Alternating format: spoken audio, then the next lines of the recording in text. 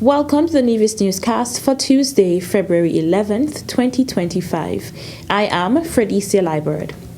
On November 20th, 2023, the National Assembly of St. Kitts and Nevis passed an historic resolution on the development of geothermal energy as a national priority. That resolution received the unanimous support of parliamentarians.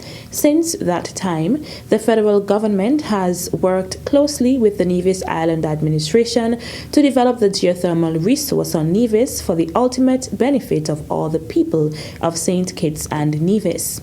Having secured $17 million from the Caribbean Development Bank for the drilling phase of the geothermal project, the federal government approached the Saudi Fund for Development of the Kingdom of Saudi Arabia, seeking loan funding in the sum of $20 million to further support the project.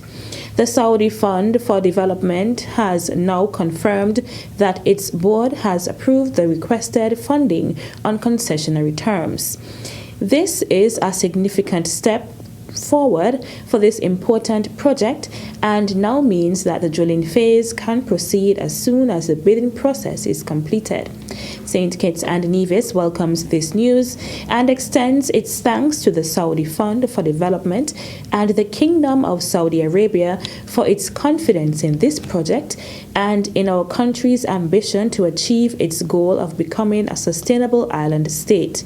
St. Kitts and Nevis renews its commitment to harnessing geothermal energy as an important pillar of its thrust to transform the energy sector and to achieve its stated national goals to reduce carbon emissions as it helps in the global fight against climate change.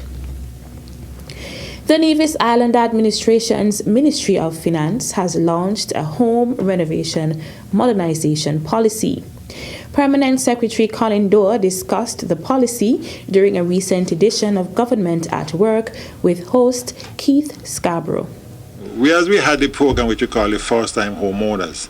That is somebody building the home for the first time. I mean, everybody would want to build a first home. But person from time to time would be adding, renovating, modernizing, and so on. And so we have implemented for this year a second policy which we call home renovation modernization. That if you're doing any kind of thing in your home, you're painting, changing windows, painting, changing door, adding on a room, and so on, we have developed a concession package whereby there is an exemption from the customs duty and the customs service charge, and you pay only the VAT, but it's on the building materials only and not furniture and equipment. Dorr also explained the reason for implementing the policy.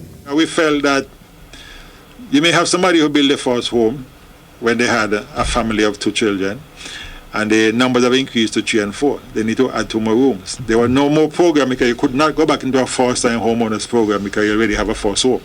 And so we felt that if you're going to provide some relief for these persons who want to improve themselves, want to improve their surrounding, we had to put something in place. So we put this arrangement in place. And we suddenly realized that when we have our discussion with the suppliers of building material, these little initiatives actually turning over stock at these entities. Because people are doing, even the small construction, it might be something that worth 50,000.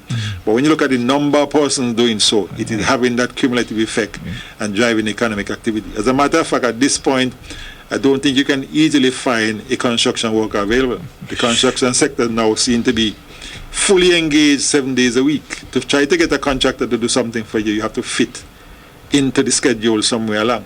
It tells us that this sector is growing, is carrying the weight of the economy, and therefore we thought we needed to subsidize it and to incentivize it by this program, which, having launched it in December in the budget, we already start to see an uptick in activity for persons wanting to do these things, which is good because it means that that level of economic activity is turning over as we go along. So it is generating the benefits that we were looking for.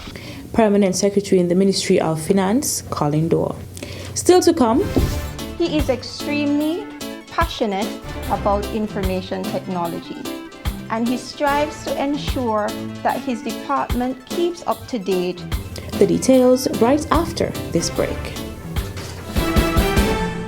The people of Nevis have long remained connected to the gifts nature has bestowed. As an ambassador of this majestic island, it is my duty to encourage my people to nurture, preserve, and protect what makes us unique as a people and strong as a country.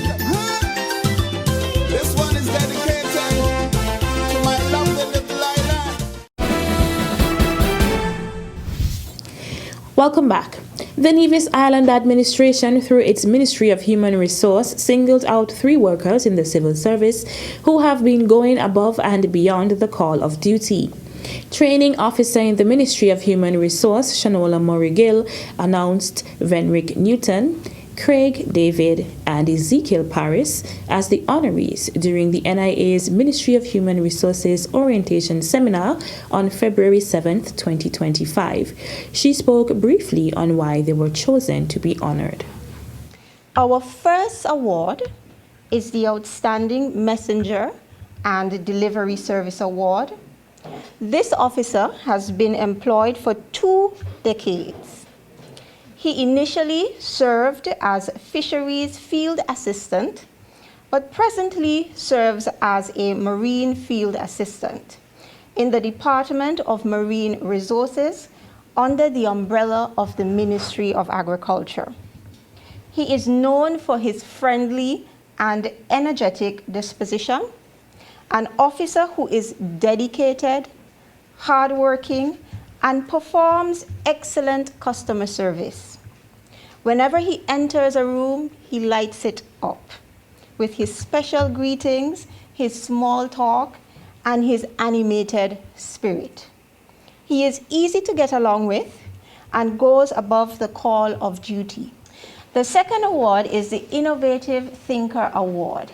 This officer has been employed for 2 decades and have served as a computer analyst, system analyst, and assistant director. He now serves as IT director in the Ministry of Education. This senior officer holds a bachelor's degree in computer science and an associate's degree in general business. He is extremely passionate about information technology, and he strives to ensure that his department keeps up to date with technology's consistent evolution. Our final award is the Ultimate Team Player Award. This officer has also been employed for 2 decades. He joined the civil service in 2004 and has served as valuation officer at the Inland Revenue Department, but now serves as a systems technician at the Information Technology Department.